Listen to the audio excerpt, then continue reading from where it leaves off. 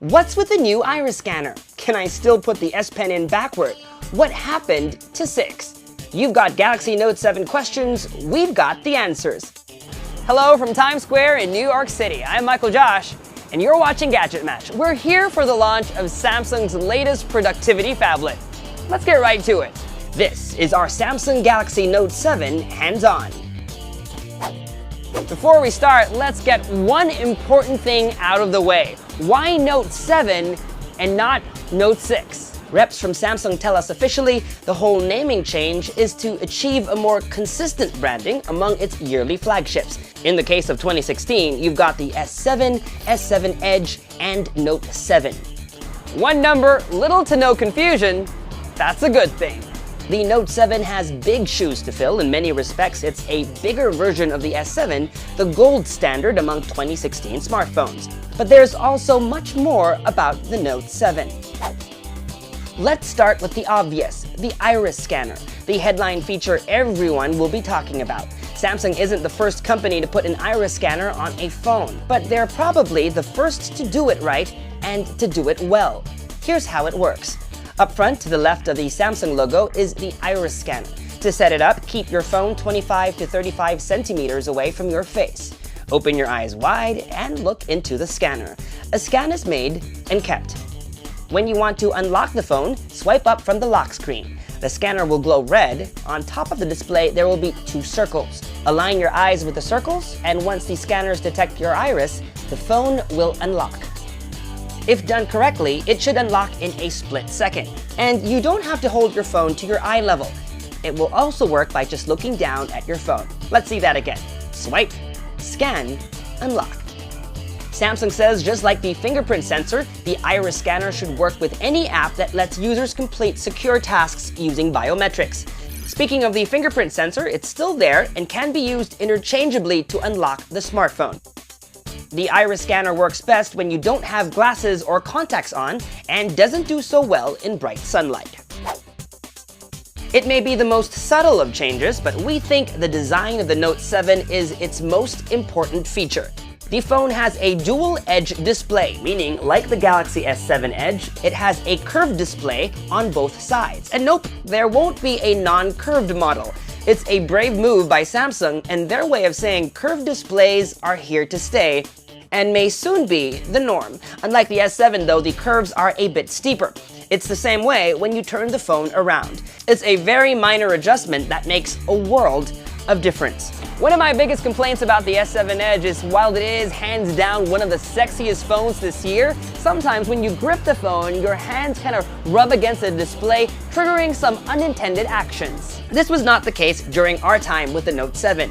Design and ergonomics-wise, Samsung has hit a home run. They've been trying for 3 years, and we think they've finally nailed curved phone design. Overall, the design is seamless. You can't tell where the display meets the frame.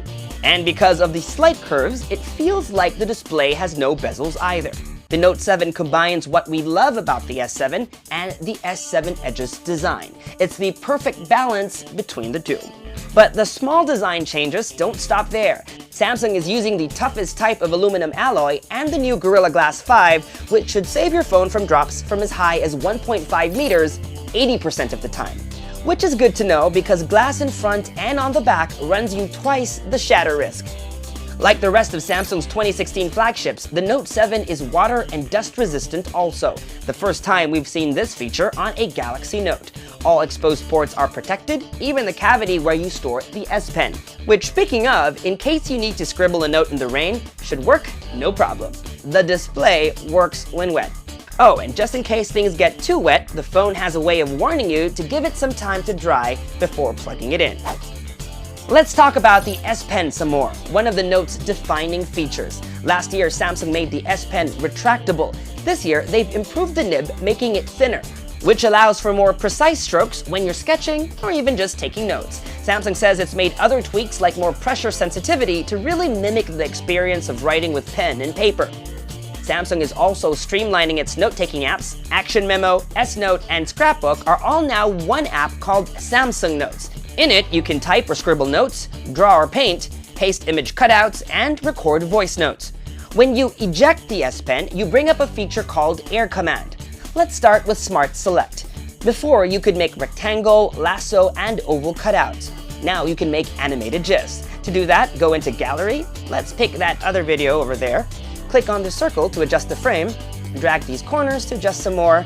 Play the video. You've got to do that first. Click Record. And then stop. There you go. We have an animated GIF. Air Command has 3 new tools.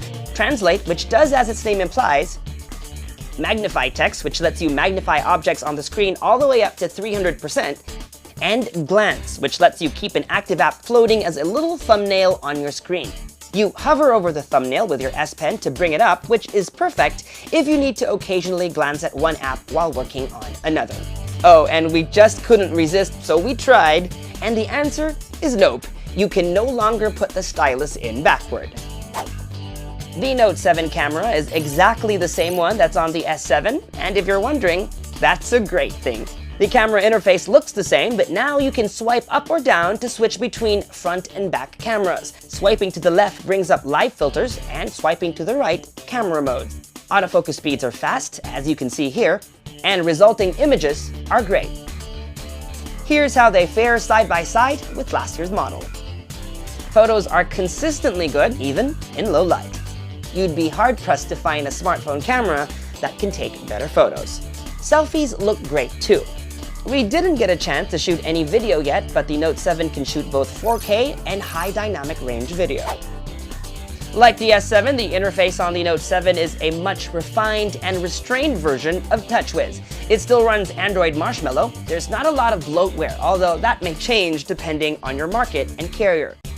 The biggest change is from the drop-down quick settings panel. It's minimalist, but functionality has been expanded. You can adjust settings without having to ever leave the panel. While we're here, there's also a new setting adjustment called the blue light filter that adjusts screen color to help reduce eye strain, especially at night. The settings menu is also redesigned. It's much simpler, a far cry from TouchWiz of say 2 to 3 years ago. There's a feature called device maintenance that can clear memory usage, among other tricks to speed up performance. Always on display, one of the new features of the S7, is also available on the Note 7. There are now new options for customizing the way always on display looks. You can also now pin your screen off memos, notes you scribble when the display is off, to the always on display. Third-party notifications will also now appear on the always on display, making it more useful. For those spec-obsessed, here's a look at the Note 7 spec sheet. Just minor improvements over last year. 64 gigabytes of storage is now the default option, and if that's still not enough, you can pop in a 256 gigabyte micro SD card. Yes, folks, micro SD card support is back on the Note.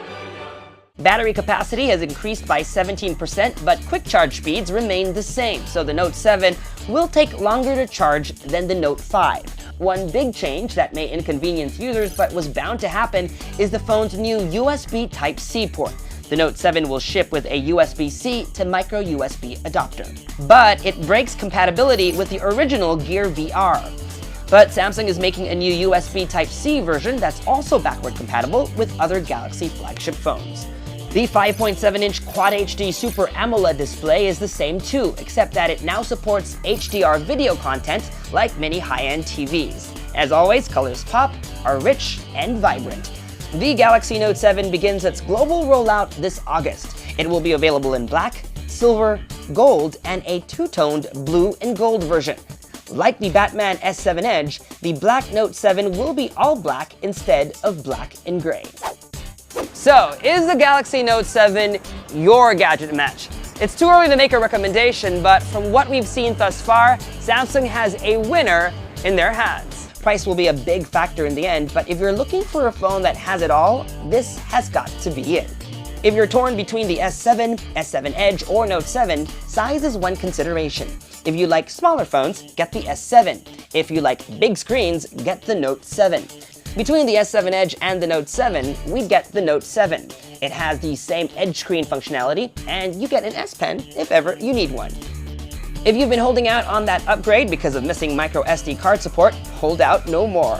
And if you have last year's model but are still tempted, we say definitely consider it. While the Note 5 is still a very capable phone, the bigger camera, weatherproofing, and updated design on the Note 7 may just be worth it.